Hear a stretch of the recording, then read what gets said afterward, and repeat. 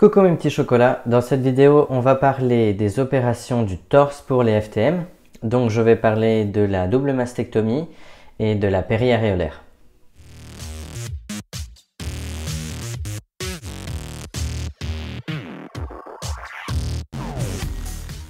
Il est important de savoir la différence entre les deux en termes de chirurgie et pas uniquement en termes de résultats. Je vais essayer de simplifier ça un maximum pour que tout le monde puisse comprendre.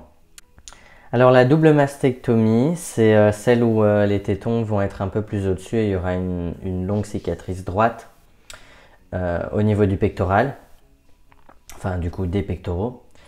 Et pour expliquer un peu comment ils font, ils vont d'abord, en laissant la poitrine normale, ils vont retirer un petit cercle de l'aréole avec le téton pour faire ensuite l'aréole et le téton qui vont mettre plus loin. Alors pour ça, en fait, ils retirent vraiment juste la fine peau de l'aréole. Et ensuite, là où ils vont le placer, ils retirent une très fine couche de peau et ils vont le greffer au-dessus. Maintenant, il y a aussi une technique différente où ils vont vraiment retirer, ils vont couper tout autour de l'aréole et en fait, ils vont la faire passer par en dessous pour la recoudre au bon endroit. Donc, ils font en fait 2 trous à ce moment-là. Et c'est pour permettre que ce soit moins dévitalisé, si je ne me trompe pas. Parce que comme ça, elle reste attachée à des vaisseaux sanguins et des nerfs, et enfin voilà. Mais ça, c'est pas utilisé par beaucoup de chirurgiens à l'instant, donc voilà. Et ensuite, pour retirer donc la glande mammaire et tout ça, ils vont faire une incision en œil, comme ça.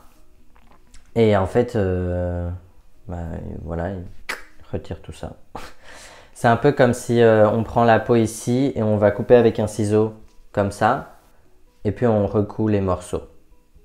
Comme ça vous voyez un peu. Parce que en fait, quand ils font une double, simplement ils regardent où est la glande mammaire. Donc ils coupent comme ça. Et après, ils coupent tout droit dans la glande mammaire, enfin dans ce cas, parce qu'en général c'est une partie de graisse, quoi. Parce que toute la glande mammaire elle est dans le pendant de la poitrine, voilà. Et alors après, ils referment ça, ils mettent le téton et voilà, ça fait une cicatrice longue avec le téton qui est greffé. Alors, en général, il n'y a pas de perte de téton dans ces cas-là, enfin c'est très rare. Par contre, ce qui peut arriver souvent, c'est que la cicatrice, elle s'élargisse parce que on lève trop les bras, on fait trop de mouvements ici et là. Et alors, la cicatrice, au lieu d'être toute belle, toute fine, elle s'élargit. Alors il faut savoir que c'est pas important la façon dont est votre torse juste post-op parce que d'office vos cicatrices vont être fines parce que ils ont pris de la peau et ils l'ont mise ensemble donc ça va être fin. Je vois pas pourquoi ce serait gros. Le problème c'est comment les gens gèrent leur post-op et c'est ça qui fait après si les cicatrices vont être fines ou pas. Donc ça c'est entièrement à vous de voir et à vous de faire attention pendant plusieurs mois parce que c'est pas juste 3 semaines le temps qu'on retire les fils et tout ça ou non, 3 semaines, ça me semble bon.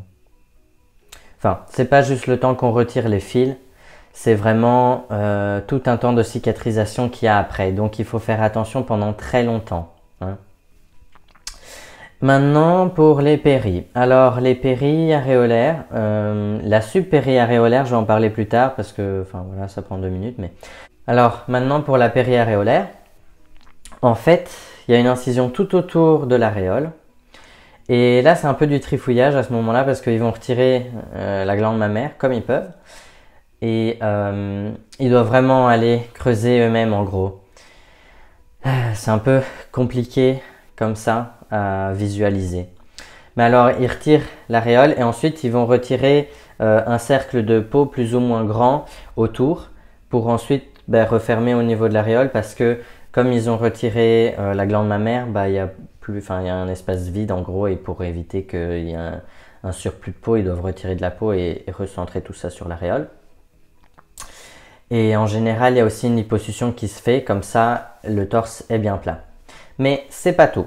Parce que le problème avec les péris, c'est que c'est un peu comme une istée. On a des petites cicatrices, mais il y a beaucoup de travail qui a été fait à l'intérieur.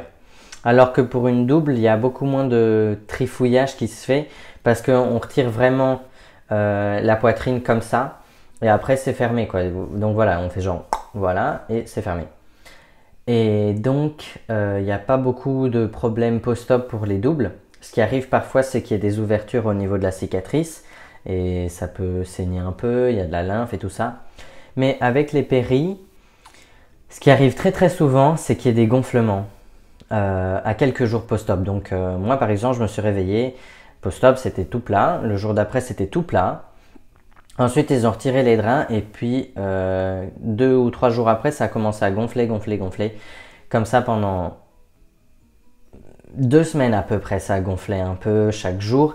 Et à la fin c'était vraiment comme ça quoi. C'était vraiment très gonflé.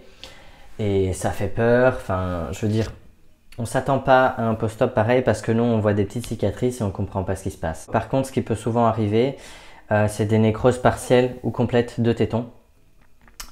Les gonflements, les gonflements qui soient des saignements ou de la lymphe, hein, et parfois ça devient dur, ça devient des caillots, enfin parfois c'est des écoulements de sang parce que le sang n'a pas fait un caillot on va dire, donc ça va s'écouler par un trou sur le téton. Ce qui fait surtout mal en post-op pour les péris, c'est le côté liposuction qu'ils ont fait et le côté trifouillage. Parce que c'est pas je coupe net et je referme. Bon, c'est pas exactement comme ça non plus pour les doubles, hein. J'ai dit je simplifie les choses, hein. Mais pour une double, il y a beaucoup moins de trifouillage que pour une péri. Et le problème avec la péri, c'est justement ça, c'est que ça attaque beaucoup notre corps. Et donc le post-op est plus compliqué. D'ailleurs, je pense que j'ai jamais vu des péris où il n'y a pas de gonflement ou pas de problème post-op. Et donc maintenant je vais parler des subpériaréolaires. Et ça c'est important parce que on voit souvent des post-op de subpéri où il n'y a aucun problème. Et donc tout le monde pense que les péris c'est simple et il n'y a pas de problème. Alors la subpériaréolaire, en gros ça c'est l'aréole et ils vont inciser seulement sur le dessous de l'aréole. Donc ils vont genre ouvrir un peu ça comme ça, on fait un petit flap. Et là ils vont retirer la glande mammaire et tac, voilà, c'est tout. On peut avoir une subpéri seulement si on a vraiment une toute petite poitrine. Voilà, c'est vraiment dans les cas extrêmes où il n'y a presque rien et il n'y a pas besoin d'ouvrir complètement au niveau de l'aréole. Ils font juste la mini incision, ils retirent et puis il n'y a rien. Et la raison pour laquelle il y a beaucoup moins de problèmes post-op, c'est parce que justement il y a presque rien comme trifouillage qui est fait, il y a presque rien qui est fait tout court. C'est une mini incision. C'est à l'intérieur, c'est des mini incisions aussi parce qu'il n'y a pas grand chose qui doit être retiré. Ensuite, on referme et voilà. Il n'y a presque jamais de liposuction qui est faite parce que c'est une toute petite poitrine. Il y a même des gens, ils ont juste de la poitrine au niveau de l'aréole, quoi. Il y a juste un peu les aréoles qui ont gonflé et c'est tout ce qu'ils ont comme poitrine. Donc ça, c'est vraiment, c'est rien, quoi. Enfin, voilà, pour moi, c'est un peu tout ce que je voulais expliquer sur les opérations. Et il faut savoir que si on a le choix de faire une péri, ça veut dire qu'on a aussi le choix de faire une double. Je connais des gens qui ont décidé de faire une double plutôt qu'une péri parce que le post-op d'une péri est plus compliqué que le post-op d'une double. Donc, c'est vraiment un choix si vous pouvez faire la péri parce que évidemment, si vous n'avez pas l'option péri, ben voilà, pas le choix. Mais si vous avez l'option péri, vous avez le choix entre les deux et là, il y a une petite réflexion à faire quand même.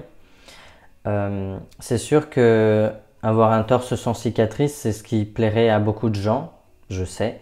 Mais beaucoup de personnes après, elles apprécient leur cicatrice parce que ça fait partie d'eux, ça fait partie de leur parcours. La plupart des gens qui aimeraient ne pas avoir de cicatrice, c'est ceux qui veulent vivre en tant que stealth. Voilà. Donc voilà, personnellement moi, j'ai pas de cicatrice parce que j'ai eu l'option péri, j'ai choisi la péri. Et ça m'aurait pas dérangé d'avoir une double, mais je sais que mon post-op péri a été très difficile parce que personne m'avait prévenu sur la difficulté de la chose. J'ai un ami qui avait eu des complications post-op, mais en fait, lui, il a eu tellement de gonflements qu'on a dû le réopérer pour vider le sang, tout ça, l'hémorragie. Ils ont dû refermer après parce que évidemment, ça détend la peau et tout ça.